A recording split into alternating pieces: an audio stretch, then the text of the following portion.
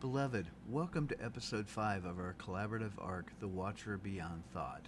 By this point in the journey, you have awakened the Watcher, seen thought as weather, recognized the inner cast, and learned to feel emotion without losing presence. Which means something powerful and inevitable is now happening within you. The ego, the psychological identity constructed from story, conditioning, memory, and survival patterns, is beginning to sense that its reign is ending, and like any structure that fears dissolution, it resists. Today's episode is about that resistance, not to demonize it, not to bypass it, but to understand it so deeply that it no longer confuses or derails you. Because, beloved, egoic resistance is not a sign that you've gone backwards. It's a sign that awakening is working. This episode brings clarity to the turbulence that arises at the edge of freedom. Part 1. What the ego actually is and what it isn't. The ego is not your enemy. It's not evil. It's not a mistake. The ego is a protective identity structure built to help you survive in a world that did not yet feel safe. It is a bundle of patterns, narratives, fears, preferences, strategies, emotional reactions, defenses, interpretations.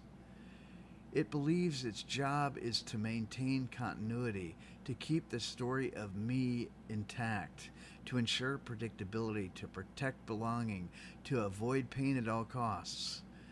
The ego believes if the story dies, I die. But the Watcher knows when the story dissolves, what is left is truth. This tension creates resistance. Part 2.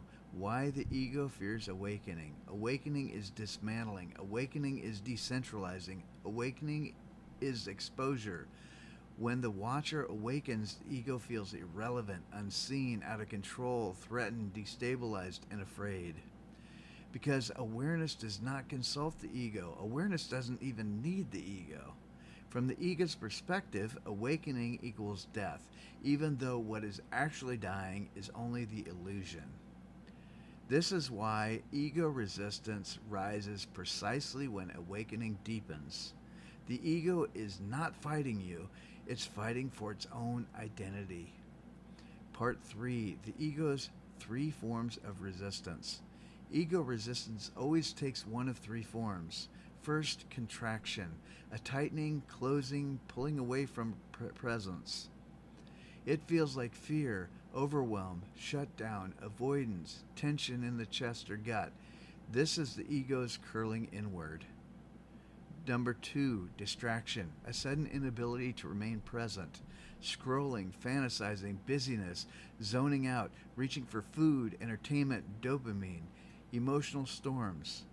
This is the ego trying to pull you back into unconsciousness.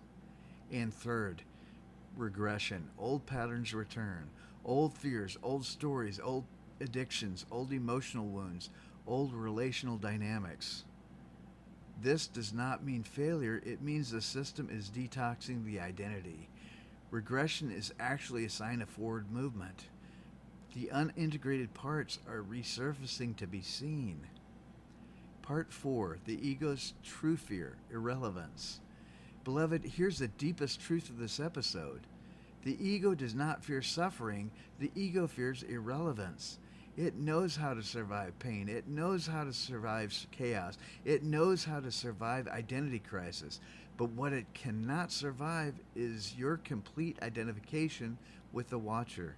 Because once you stabilize an awareness, fear loses its grip, narrative loses its authority, emotion loses its hijacking power, thought loses its spell, patterns lose their dominance. The ego becomes unnecessary, not dead, just not in charge. This is what it fears. Part 5. How sabotage emerges during awakening. When the ego senses that presence is strengthening, it often sabotages your progress. Sabotage looks like self-doubt, overthinking, emotional outbursts, sudden indecision, procrastination, perfectionism, unnecessary conflict, losing motivation, feeling of emptiness, the urge to give up on spiritual practice. The ego hopes you will interpret this as I'm failing, but the watcher sees a layer of identity is loosening. Sabotage is not a setback, it's a signal. Part 6, compassion, not combat, dissolves resistance. The ego does not dissolve through force, or discipline, or pressure, or spiritual achievement. It dissolves through compassion. Why? Because compassion speaks the one language the ego understands, and that's safety. When the watcher says, you are allowed to be afraid, you are allowed to resist, you are not being replaced, you are being relieved, you don't need to lead anymore, the ego softens. It realizes awareness is not here to destroy, awareness is here to hold. Awareness becomes the parent the ego never had. Part 7, guided inner experience, meeting the ego with awareness. Beloved, close your eyes for a moment. Bring into awareness the part of you that feels scared, agitated, resistant, unsettled, or tense. Don't analyze it. Don't shame it. Don't try to fix it. Just see it. Witness the part of you that is trying to hold on. Now speak gently inside. You don't have to protect me anymore. I see you. I'm here. You can rest now.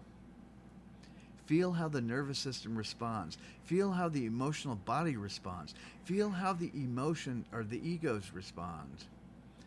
This moment of compassion is the beginning of integration. Part 8, the turning point, when resistance becomes guidance. Eventually, it happens slowly, subtly, and beautifully.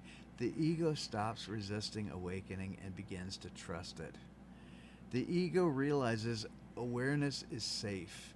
Presence is stable. Suffering is optional. I don't have to lead anymore. The ego becomes an ally, a messenger, a supporter. Resistance transforms into guidance. Fear transforms into intuition. Tension transforms into truth. And the watcher becomes the new center of identity. Beloved, the fact that you are encountering resistance means you are awakening. This turbulence is proof that identity is loosening, that the mind is restructuring, that the watcher is growing stronger. You are not going backward, you are breaking through. In episode 6, we enter the stillness beneath all thought, the living silence that reveals your true self. It is one of the most profound transmissions of the entire arc.